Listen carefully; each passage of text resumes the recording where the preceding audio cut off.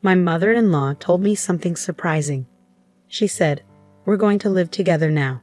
We turned the house into 2 separate homes to make it easier. Is the house in your name, Emma? Sorry to ask, but can you pay the $80,000 bill for the changes?" My mother-in-law and husband thought it was funny, but I felt determined. I was going to tell them something important, even though my husband didn't know yet. I had proof too. My name is Emma Davis, and I'm 26 years old. I live a little away from the city in a place surrounded by nature. I work in an office and draw pictures for fun. Recently, I've been sharing my drawings online and reading the comments people leave. My husband, who is 3 years older than me, and I have been happily married and living in our beloved old farmhouse since we got married. But there's been a visitor who comes by once a month since then, and they always give me a headache. "Emma, Emma, I'm here.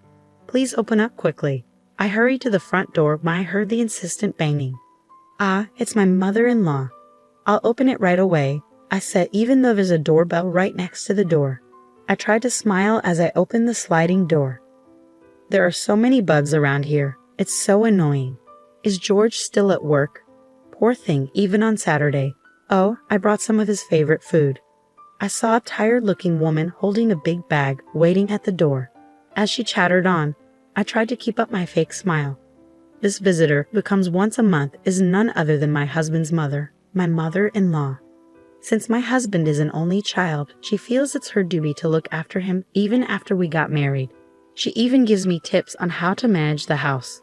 Last time she visited, she rearranged the whole fridge, making it a hassle for me to prepare breakfast the next day.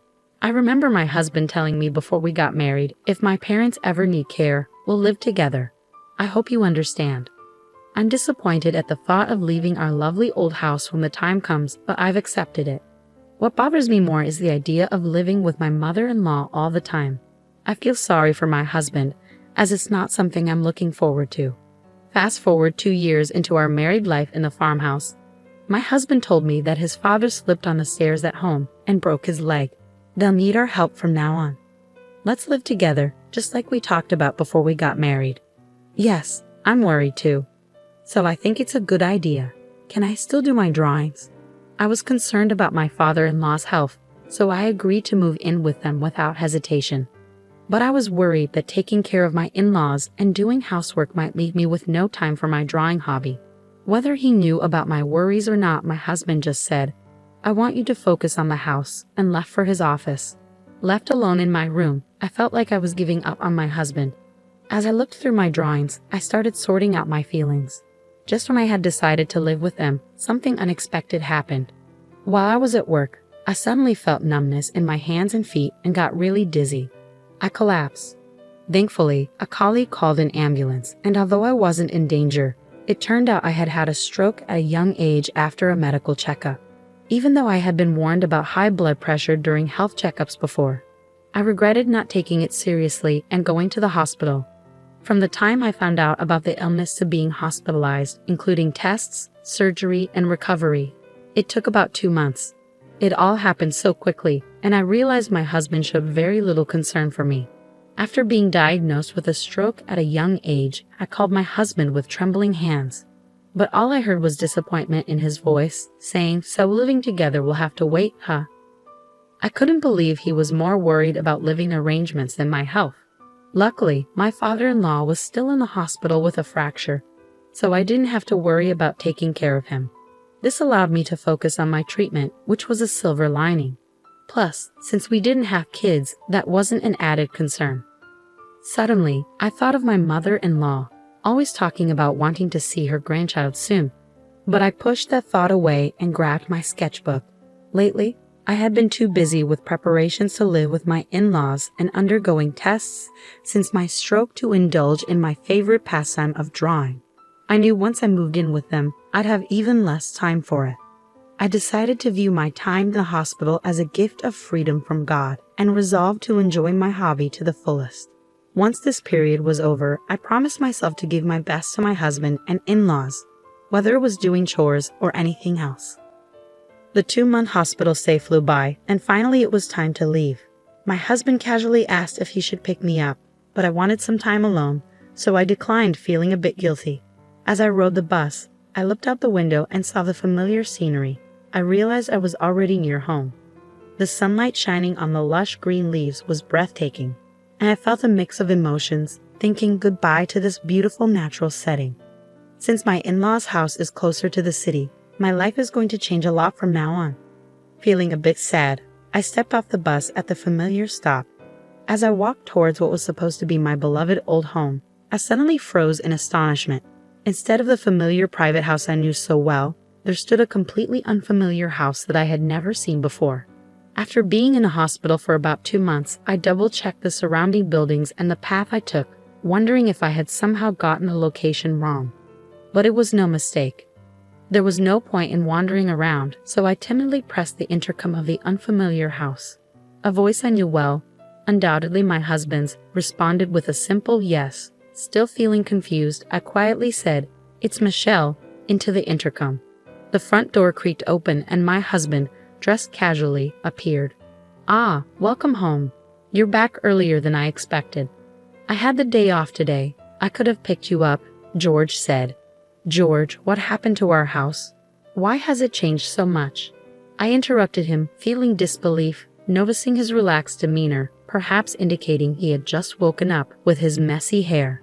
Ignoring my anxiousness, George only responded vaguely, "Huh, what's going on? What happened?" without addressing my question. Just then, laughter echoed from inside the house. Unable to believe it, I pushed past my husband and made my way to the living room. Opening the unfamiliar door leading to the living room, I saw my mother-in-law lying on a couch, watching TV. She was laughing heartily, holding her stomach. "Why is my mother-in-law in this house?" I asked, bewildered. "Michelle, welcome back. Hospital stays can be long, but don't worry. I took care of the house while you were gone," my mother-in-law said casually. I was puzzled by what my mother-in-law meant by taking care of the house. Did she mean chores? With a sinking feeling, I pressed her on why our old house had changed so much.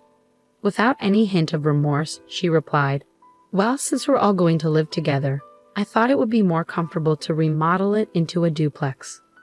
The words "remodeled it into a duplex" kept echoing in my head.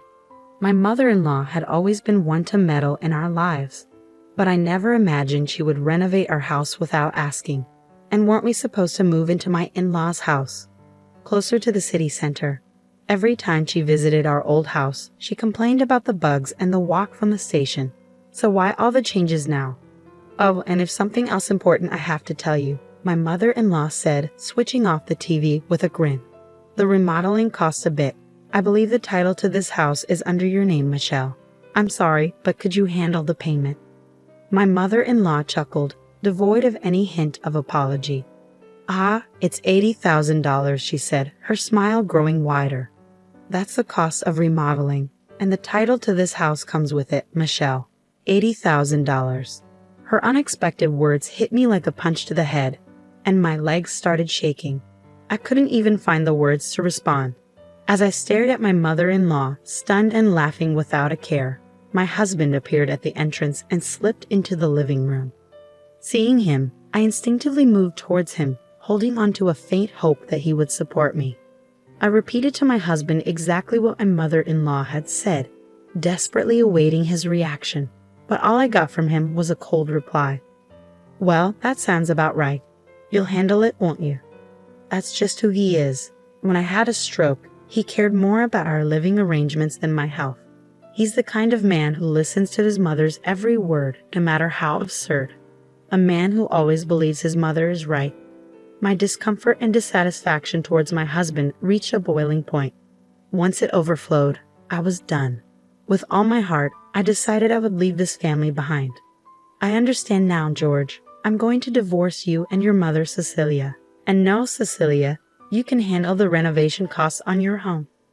I declared this all at once and turned my back on them, intending to leave the room quickly, but they weren't going to let me go so easily. "I've been losing interest in you anyway, so it's no big deal. But remember, this house is in your name, Emma, so you have a responsibility to pay," George remarked.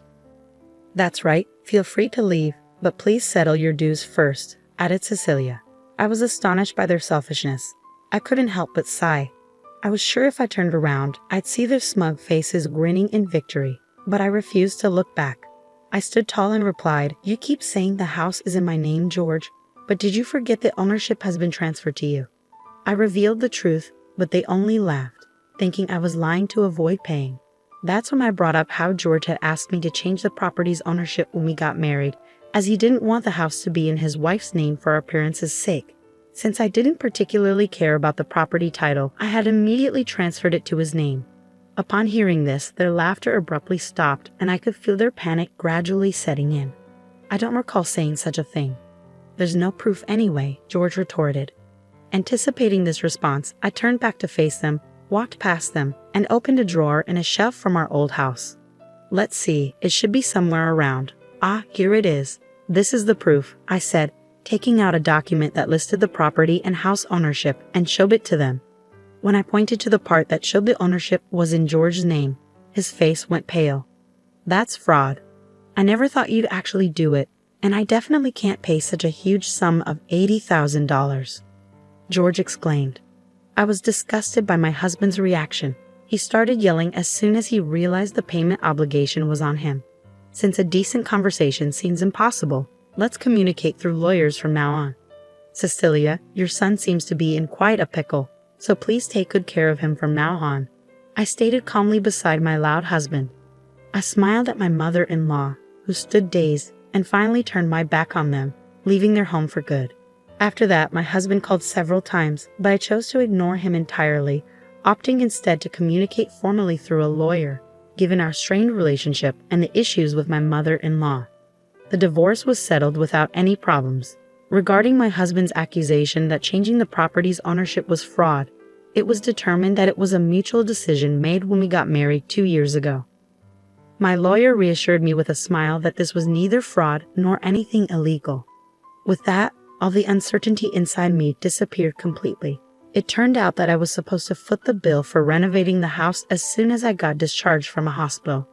I couldn't help but appreciate the well-executed, spiteful move of pushing me into a difficult situation just after I had undergone surgery and rehabilitation and finally got discharged due to illness. In the end, since the house was in my husband's name, it was his responsibility to pay the hefty renovation costs, and he ended up cornering himself. Moreover, I was able to secure alimony after the divorce was finalized. My husband, faced with a claim for an amount he couldn't possibly pay off, either borrowed money from risky sources or didn't pay at all. While I was in the midst of the legal battle with my husband and mother-in-law, I received an apology from my father-in-law, Bob, who had been hospitalized with a broken leg, saying, "I'm sorry for my wife and son's behavior." Of course, it didn't seem that Bob was directly involved in this matter, but it couldn't be denied that for 2 years after our marriage, he had turned a blind eye to his wife and my indifferent husband. After briefly replying to Bob's message, I made the decision to cut all ties with my old family and start afresh. Since then, my health has been gradually improving, and I was able to return to work. When I was married, I used to draw illustrations, but I always felt restricted by my husband's presence. Now, I can immerse myself in drawing whenever and however I want. Initially, drawing was just a hobby, but now I receive job offers through the social networking site where I post my illustrations. I spend more time drawing for work than for pleasure these days. My current dream is to buy an old farmhouse in a somewhat rural town using the alimony from my husband and my savings, and to open an art studio there. Today, I'm taking the first step towards realizing that dream by heading to see an old farmhouse. As I gaze out at the scenery from the bus, I can't help but think back to the day I left the hospital, the day that changed my life forever. The natural scenery outside remains the same as it was that day, but my feelings are clearer now, and I'm filled with excitement for the new life that awaits me. The leaves on the trees, illuminated by the sunlight, look so bright and dazzling.